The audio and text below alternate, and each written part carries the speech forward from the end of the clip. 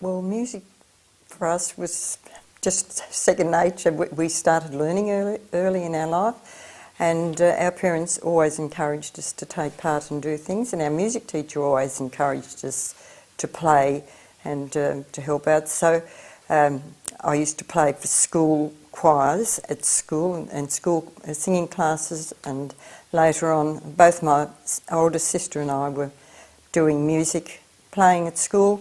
And then the first years at high school I was playing for the choir, and that was probably some of the first times I played at the town hall was for speech nights, accompanying the choir from school, and then doing duets too. And my sister and I did a lot of duets and two piano duets over the years for various functions that probably aren't in any of those programs. Oh, a few of them will be, but not a lot of programs, but just a lot of local concerts. And then there were a lot of CAE, the Council of Adult Education, used to bring round concert parties and artists, and Horsham was very fortunate to have all these artists come here, and they always enjoyed playing in the town hall here. And then the ABC concerts came, and I'm not sure just which year the ABC concerts started. The earliest program I've got there is of Elizabeth Schwarzkopf in 1949, and the ABC concerts were very well supported. People came from, well, the whole Wimmera really to support those concerts, and we had just wonderful artists. But the interesting part perhaps is the cost of those programs. And for 5 concerts in 1950, the reserve was £1.15 and 9p. B reserve was £1.03 and 9p, and that included tax and booking fee.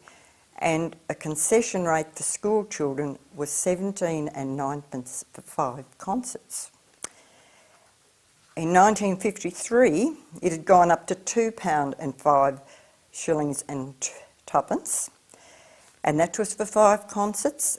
And the next year it came down to £2, 2 and 6. And in 1955 it was still the same cost. And looking at costs today, we sort of think they were pretty reasonable, those concerts at the time. And Elizabeth Schwarzkopf, as I said, was a Viennese soprano, beautiful lady, and was accompanied by Margaret Schofield. In the next year, William Warfield came, and he was an American Negro singer, big stature, and just a wonderful voice, and really enjoyed that one. The orchestra was part of every series that came, and Bernard Hines was the conductor most of those years, and he introduced the schools concerts around here, and that was quite an education for most of the country children. Had never seen an orchestra, like being just post-war, 1949 probably. I think was one of the first times that we had those school concerts. And yes, we felt we were very fortunate to be having that, not having just to go to the city to hear those things. Then later on, the Vienna Boys Choir, there were 2 trips that they made here. It's another thing that we just don't think about, how lucky Horsham was to hear those children. You see them on the TV these days, but they don't make many trips out here. And some of the Vienna, boys from the Vienna choir that had been here prior to the Second World War, they later visited Horsham as perhaps part of the opera groups that came out here. The one name was Stefan Haag, that I just remember amongst all the programs there. Music club was always part of the Horsham. We used to use the supper room for the music club, and that was mostly local artists arranging programs every month. yeah, and sometimes we took those programs to other groups in other towns too. There was one of the concerts, not sure just which year it was, with the orchestra. Rosal Smith was the soloist, the soprano. She'd come from Austria. After the Second World War, she married an Australian soldier and came to Horsham, and she taught singing here. And she was the soloist with the orchestra, and I can still remember they gave her flowers afterwards, and it was this big set of flowers, and it was with her name, Rosal, all in flowers. It was absolutely beautiful. And she was just she had a delightful voice, and she'd done solo work, I think, with Henri Penn that she'd done in Horsham too. And then there was the what they called the English duo, Miss Victoria Anderson, Miss Viola Morris. Vicky Anderson had come from Horsham, so sort of half belonged to here, and they often did programs here that were well supported. And other things I can remember, in 1953, the schools had a first big music festival that I could remember, and besides having choirs from around the area here, they invited some of the Melbourne choirs, so Ivanhoe Grammar had come up. I'm not sure whether it was McRobertson's Girls or University High Choir, brought a choir up here to sing, which was pretty impressive. We thought we did things not too badly in the country, but yes, they were just a bit more professional than we were used to doing at school. As I say, school speech nights were always in the town hall. Big occasions, always. Glenda Raymond was very popular when she came, and Marjorie Lawrence too. And Marjorie Lawrence had suffered with polio, so she performed in a frame that was arranged for her. And I think in the back of the program, of Marjorie Lawrence's program, there's a photo of her in the stand that she used to perform in. Gladys Moncrief was another one that was here, all old names that probably the younger ones today around the area wouldn't even know those names. There were local ballet concerts as well as artists from Melbourne coming for ballet. Some of the earlier ballet concerts were a lot of migrant people had joined the ballet company in Melbourne, and they were very talented dancers and had come up here, and it was all classical ballet, that in contrast with today's more modern ballet. And then there were local ballet concerts at various ballet schools at the time, and that was more classical ballet too, and not the more modern dance that they're doing these days.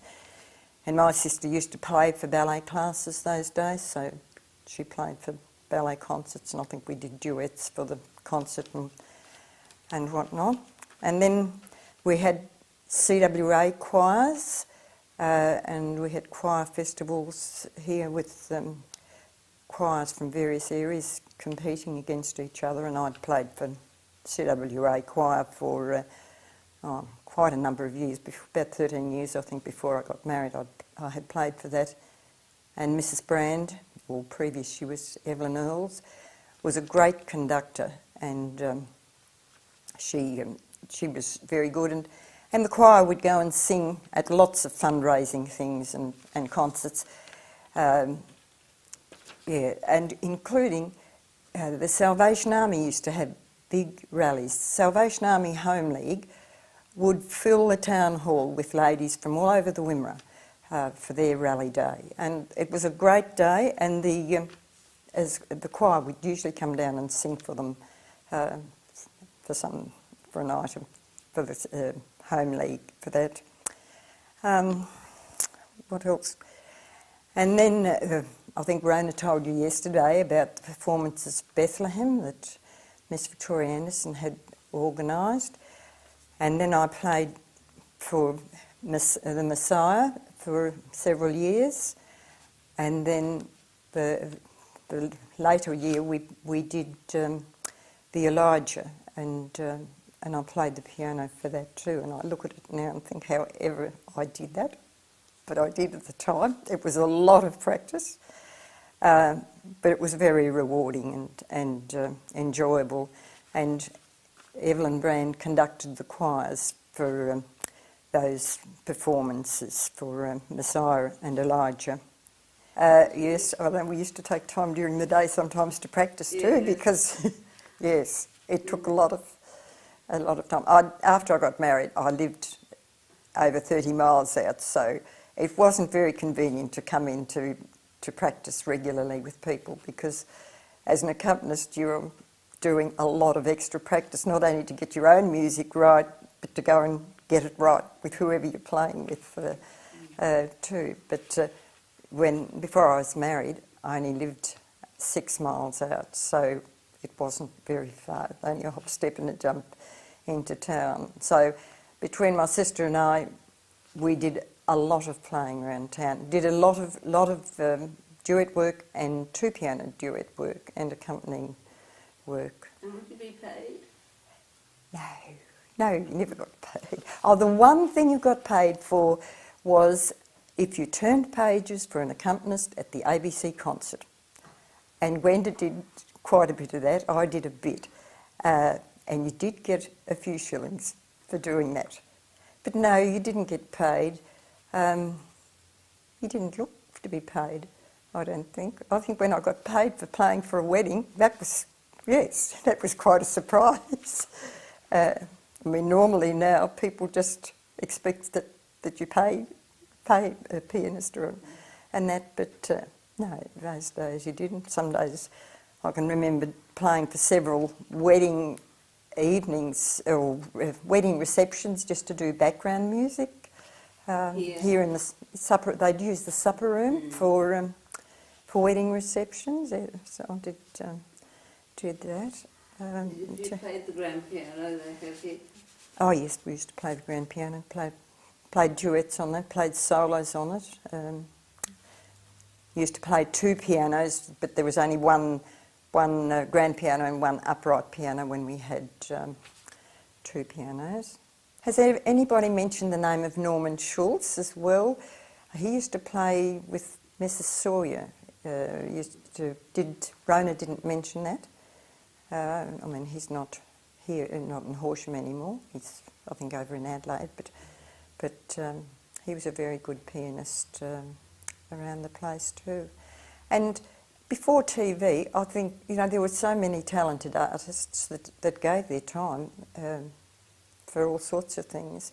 And then with Music Club, we'd always have a students' night, which was all just students' night. But at the monthly meetings, there'd always be 2 student items. So the music students around Horsham really got supported in being able to play somewhere, because the opportunities aren't always there for somebody that's learning music. But no, the Music Club were good like that to support local artists and that. Yeah. And sometimes we used the town hall too for church services. If the churches weren't big enough, we came down here and used the town hall for special services. At one stage, I think Gwenda and I played 2 pianos for a service. Another time, they got an organ in and I played an organ. Now, I don't know whether they ever did that for Gwenda before she played too, but no, it was mostly pianos that we played in here. Then, when Rosal Smith was here and teaching music, teaching singing, she produced the operetta Cavalier Rusticano, and that was a great thing too. It was put on the stage in here, yeah. But I mean, she did other other things afterwards, but that was one of the... With local singing? Yes, local singing. And I can't remember much, but there was an amateur hour too broadcast from here, and that's going back so many years. I just can't remember that. I can remember Peter Dawson being one of the concerts, one of the ABC series, and in those years they would often broadcast half of the program over the ABC. Anyway, his second half of the program was broadcast, and when he got to the end of that he said, right, that's finished now, and then he just kept on singing. We had so many encores, and he was just an absolute delight to listen to. He was just a very good Australian singer, and everybody loved him. Yeah, Where was he from? he was an Australian. Yeah. Don't know exactly where he came from. He was doing, like, he was internationally renowned singer. And I think that time he had Gerald Parsons with him. And I feel that Gerald Parsons may have had association with Mill. But he became a very well-known accompanist too, this Gerald Parsons.